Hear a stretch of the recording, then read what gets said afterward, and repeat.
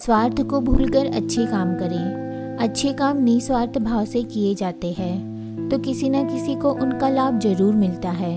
इसलिए हमें बिना किसी निजी स्वार्थ के भलाई के काम करते रहना चाहिए।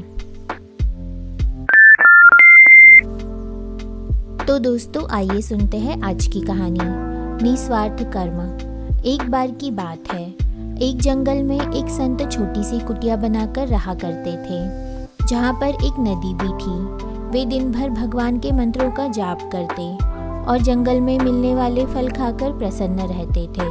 उनकी कुटिया के पास ही बड़े बड़े बांस के पौधे उग आए थे। संत बांस से टोकरी बनाना जानते थे। एक दिन उन्होंने मंत्र जाप करते करते बांस से टोकरी बना दी। टोकरी बहुत ही सुंदर और मजबूत बनी थी। संत ने सोचा कि ये टोकरी मेरे लिए तो किसी काम की नहीं है। ये सोचकर उन्होंने टोकरी को नदी में बहा दिया। अब संत रोज एक टोकरी बनाते और नदी में बहा देते थे। इस काम में उन्हें आनंद मिलता था और समय भी कट जाता था। कुछ दिन तक तो ये क्रम चलता रहा।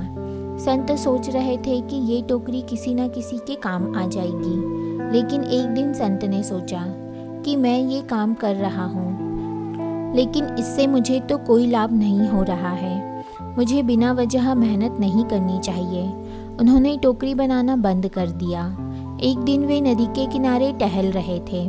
कुछ दूर चलने के बाद उन्होंने देखा कि नदी किनारे एक बूढ़ी महिला बैठी है। जब वे उसके पास पहुँचे तो उन्हें मालूम हुआ कि वह रो रही है। संत ने उससे रोने की वजह पूछी।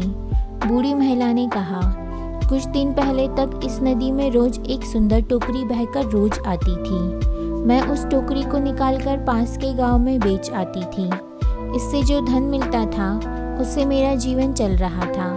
लेकिन अब टोकरी आना बंद हो गई है। मेरे लिए खाने की व्यवस्था करना बहुत मुश्किल हो गया है। इसलिए मैं बहुत दुखी हूँ। महिला की बात सुनकर संत को बहुत दुख हुआ। वे तुरंत ही अपनी कुटिया में लौट आए और बांस की टोकरी बनाकर नदी में बहा दी। इसके बाद वे रोज ये काम करने लगे ताकि उस बूढ़ी महिला को मदद हो सके।